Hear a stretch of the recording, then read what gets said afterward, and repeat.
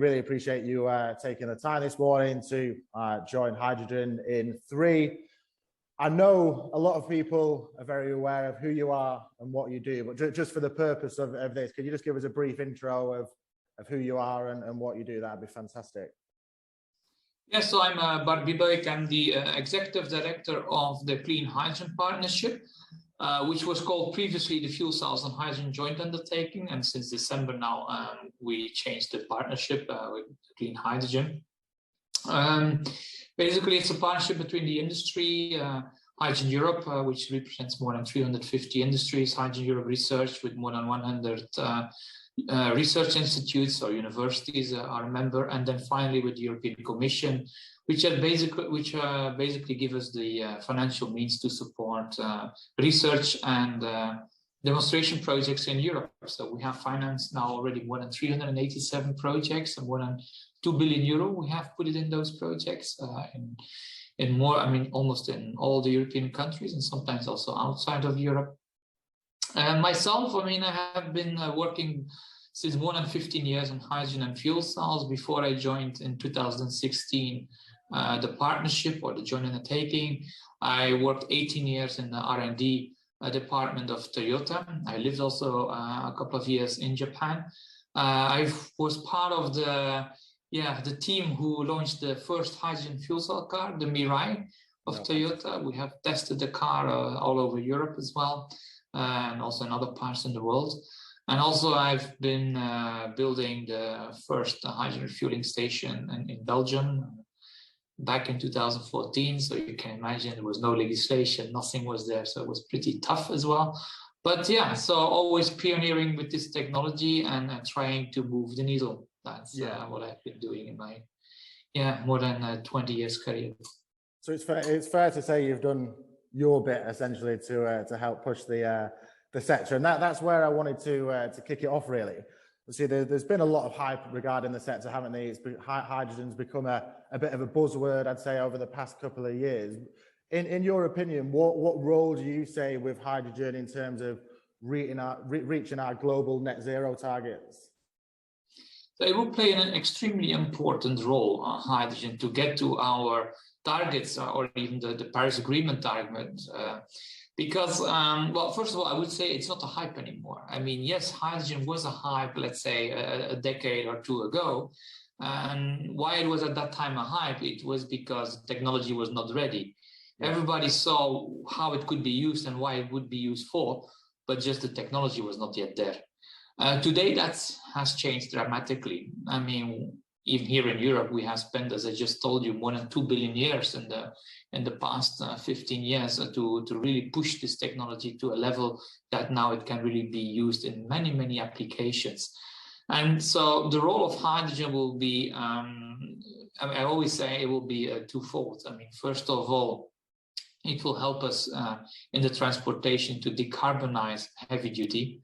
I mean, the trucks, the shipping, aviation industry, and also sometimes vehicles where those vehicles are used very intensively.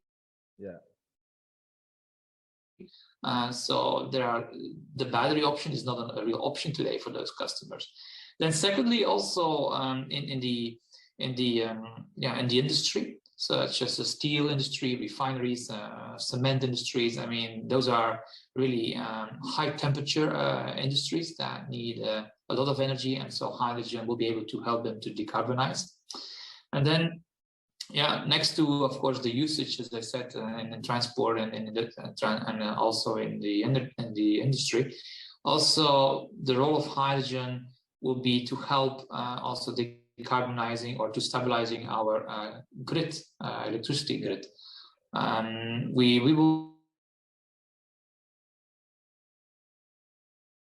move to that creates a big fluctuation in the time that we need to be able to extremely important. And actually only hydrogen, I mean, there are of course other technologies as well, but hydrogen has a huge advantage because it can store the energy for a long time and in big quantities. And that's of course crucial Finally, I think on the long term, not immediately, I also see a role for hydrogen in the heating sector. I mean, to heat our houses and so on. But still, that will, in my view, still take a bit of time to get there. Yeah, absolutely, absolutely. And sort of moving on to the next question. Obviously, you mentioned there's been a lot of investment in the sector. We're having partnerships like Hyvia. We've got numerous MOUs been announced. On that side, is the areas where you see, obviously there's a lot of positives, but is there any areas that you see challenges for the sector over the next few years? Well, one of the biggest challenge will be to scale up fast. I mean, as I said, we have demonstrated that the technology works, but now we need to scale up our manufacturing a lot. And at the same time, we need to still reduce further the cost. I mean, of course, by scaling up, you will partly reduce the cost, but still, I believe that still a lot of research will be needed in order to change materials, for example. I mean, platinum, can we remove the platinum? Can we use something else? Even for the electrolyzers are critical raw materials that we might need to replace by cheaper materials in order to get the cost down. We need to increase our efficiency still in electrolyzers or even in fuel cells. So still a lot of work needs to be done in order to win the race. And so, yeah, plenty of challenges, I would say. Yeah, absolutely. And finally, in terms of yourself and the organization that you represent, the Clean Hydrogen Partnership, what role will your business play in enabling the sector throughout 2022, would you say? Well, I mean, exactly to address those challenges that I mentioned. I mean, we will help the companies to scale up.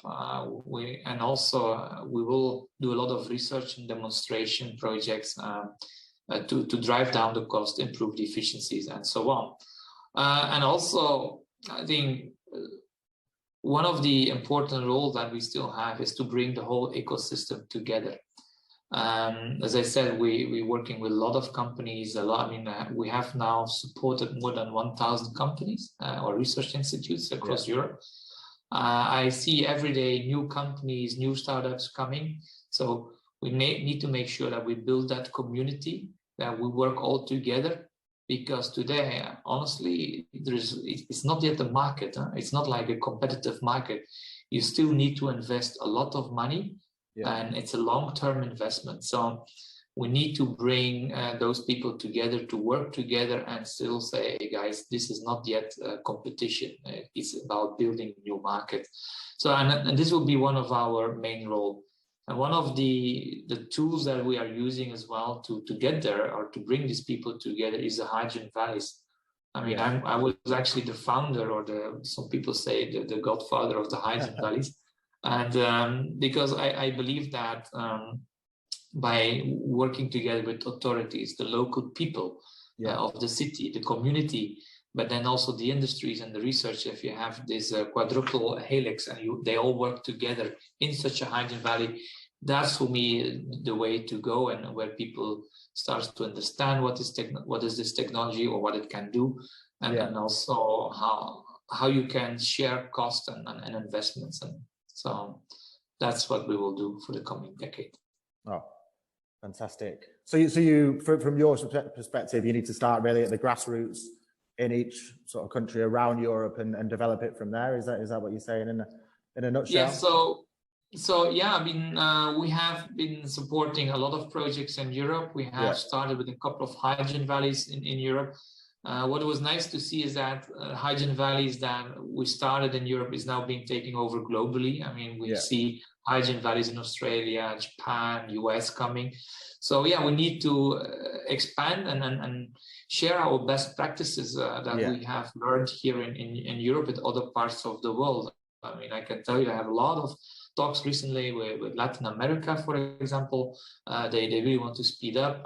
Africa will also be another big continent that will start to work on hydrogen. So we really need to make sure that everybody get to speed as fast as possible, and sharing knowledge, I think, is a very important thing. Yeah, 100%. Well, that's all I wanted to sort of run through with you this morning. But obviously, I really appreciate your insight as well, and the sort of detail and we'll see what the Clean Hydrogen Partnership is doing for the industry as well. And I wish you all the best for 2022. Thanks, Bart.